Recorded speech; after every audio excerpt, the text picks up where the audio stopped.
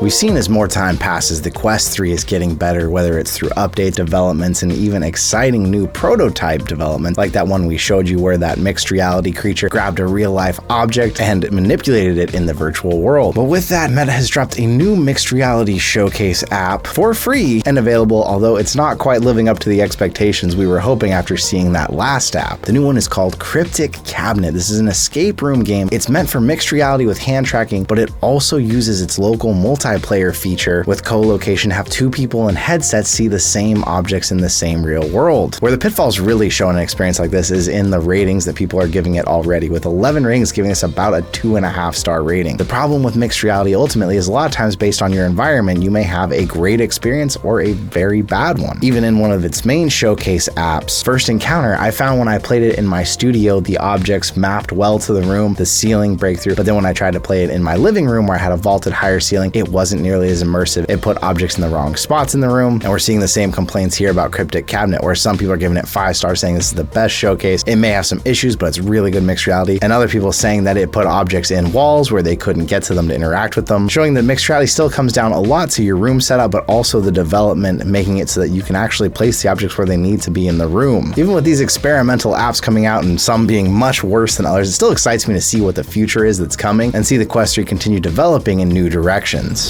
The obvious improvements for the Quest 3 are its graphics, its hardware that can power it, and we're still seeing games get their Quest 3 modes and enhancements even this far after launch. Stride Fate's a parkour VR game that is often compared to a Mirror's Edge but in VR, is now showing off its new Quest 3 enhancements, which you can see very clearly in the lighting, the shadows, but it also introduces a new mixed reality mode, which in the trailer has one of the coolest suit-up ways I've seen, where you actually grab a VR headset in the virtual world, put it on, and that brings you back to the mixed reality. This brings in weapons, combat, and you're defending your home in the same type of environment from Stride, but in mixed reality as well. If you're interested in Stride Fates, it's on a decently good sale right now. 26% off puts it a little bit better than referral codes, which we've talked about many times, and there is some controversy going on right now with referral codes on new games, so maybe that system is changing. We'll keep you posted there. But I like how the Stride Fates mixed reality really seems to make sense with the game and the game mode. It doesn't seem to be doing something completely different than the game. Another capability of the Quest that we don't always talk about and is heavily discouraged by Meta and even other newer headsets like Apple Vision Pro with their headsets is being able to play these in bigger environments, including outside. We took the Quest 3 outside and showed it off to some people, had them try Racket Club when they were used to playing regular outdoor games like pickleball, and the reactions were really positive. The thing to remember here, they warn you that sunlight will damage the lenses. It is the inner lenses that you need to protect. There are some arguments around over time, sunshine can wear down the outer camera sensors, although for the most part, myself included, people who have taken their Quests outside, Quest 2s, Quest 3s, haven't seen any damage to those outer lenses even in direct sunlight. Most of the time, the direct sunlight just washes it out too much for you to actually be able to play, and plenty of other YouTubers have done this too. The game that we were showing the people outside was Racket Club, a game by the same developers as Demio, one of my favorite VR games, and the mixed reality mode lined up really well with the court outside if you got it set up just right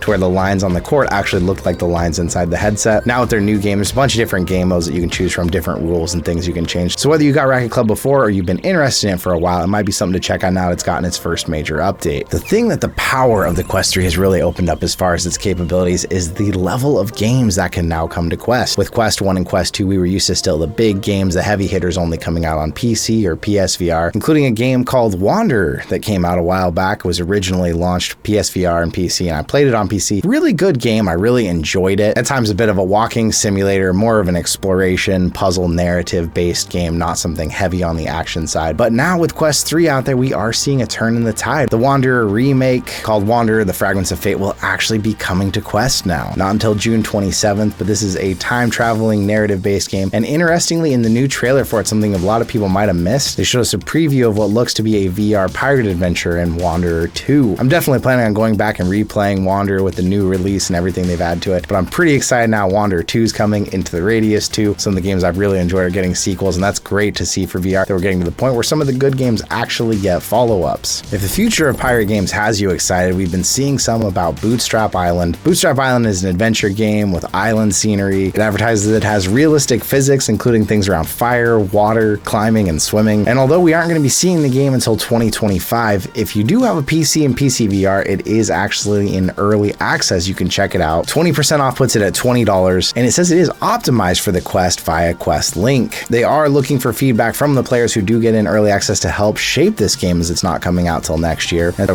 roguelike experience with short but intense rounds. The gameplay you're seeing here from the reveal does look promising. This is early access, although I will say I always have a hard time fighting off animals in games because it makes me feel kind of sad. If it's something that interests you and you want to shape the future of the game and you have PC, you can check this out and help be a part of that community. One of the games we've been looking forward to finally launched this week, Stranger Things VR, although it's been getting some mixed reviews from media outlets. This obviously puts you in the world of Stranger Things, and it actually goes back through different times of the show, letting you play this as the antagonist and understanding where they were coming from and some of the decisions they made. Although the reviews are a little mixed, the actual reviews on the meta page give it over 100 ratings at about a 4.6 rating. I'll avoid the spoiler reviews here, but reviews saying that some people pre-ordered and didn't get it, other people saying they pre-ordered to find out that it was a bit more of a walking simulator and talking simulator and not as action-packed as they were hoping. People saying they're having issues getting it to work, although the developer stepping in saying make sure you have at least a gigabyte of space to get it installed. I think that the problem is at $30, we do expect more of a full VR game at this point, and a lot of times it seems like as the prices have crept up on a lot of VR games, the ones that used to be $10 or $15 and felt more like experience walking simulators are now in that $30 price range, making it harder for some people to justify how much they spent on the game. With news outlets like Road to VR even saying it was artful but boring brand engagement. They point out that the game really relies on people knowing a lot about the Stranger Things universe, so if you've never watched the show, you probably wouldn't enjoy the game as much, and that the game had a lot of repetition. I'm surprised to see this disconnect a bit between the media outlets and the actual reviews people are leaving, so if you've been playing the game, I'd love to know in the comments, how are you feeling about it? If Stranger Things didn't get into the dark enough action and horror, Mannequin is a game I've been following for a while, talking to you all about, and this is a prop hunt style VR multiplayer game. It's now an open alpha on Quest, but it is still only available via the game's Discord. It's not showing up on the Quest store yet. This is an asymmetrical VR multiplayer game where two elite agents go in and they are hunting three shape-shifting aliens, aka the mannequins. The mannequins have to blend into the scenery of all these frozen people. They can ambush the agents, also then freezing them, or the agents are trying to scan for them and then neutralizing them with their EMP gun. So a little different than a lot of asymmetrical games like this, like Dead by Daylight, where you are just trying to escape, you can't fight back. This one does have you fighting on both sides. Another game, it's really early. If you want to be a part of the development and get involved, get on their Discord. I'll leave a link to that in case. But I love seeing more of these unusual genres and things making it over to Quest. As it stands, the Quest still seems to be the place to go for gaming, although Apple's now talking about they have 1,000+ Vision Pro native apps available, and that's not necessarily the same number as them saying there are 1 million iOS apps that are compatible, because those are ones that just came over as a flat iPad version. We are at least seeing some games come to Vision Pro, although not very quickly or a lot of new announcements about any big ones, but ones that utilize hand tracking. It still seems as though the Apple Vision Pro is trying to find its place, whether that's productivity, entertainment, or just an experimental first generation to prepare for the next one that becomes more affordable. I'm definitely not buying one, and I still haven't gotten to check one out yet, but fingers crossed in the next month or two we will be able to check one out and report back to you. Something interesting about the Vision Pro that popped up though, some developers are actually utilizing their Vision Pro and their Quest 3 at the same time, which sounds nearly impossible, but the Apple Vision Pro's pass-through is good enough that you can actually put a Quest over it and still see through the Quest as well. It's interesting to see in the videos here how they're actually doing this, and they even went as far as developing a how to play Beat Saber in the Apple Vision Pro video, although I would say that title's pretty clickbaity because obviously they're still using the Quest 3, but more power to them, I guess. It does feel like there's some renewed energy in the Quest environment as Apple has entered, and they're really pushing to show that the Quest can do as much and do other things better. It's exciting to me, but we really do need someone else to enter back into the competitive space, whether that's Valve with something PC or something standalone. We need something that's affordable for consumers to have that can actually go up against the Quest 3 that would really help push the market. Hopefully this is the year we see something from someone. But what do you think? What's out there that you're excited about? What are you playing right now? I still feel like my top ones, Beat Saber, Pistol Whip, and Demio, are the ones that get me back into VR the most at the moment, although there's new games and more things to check out and more coming.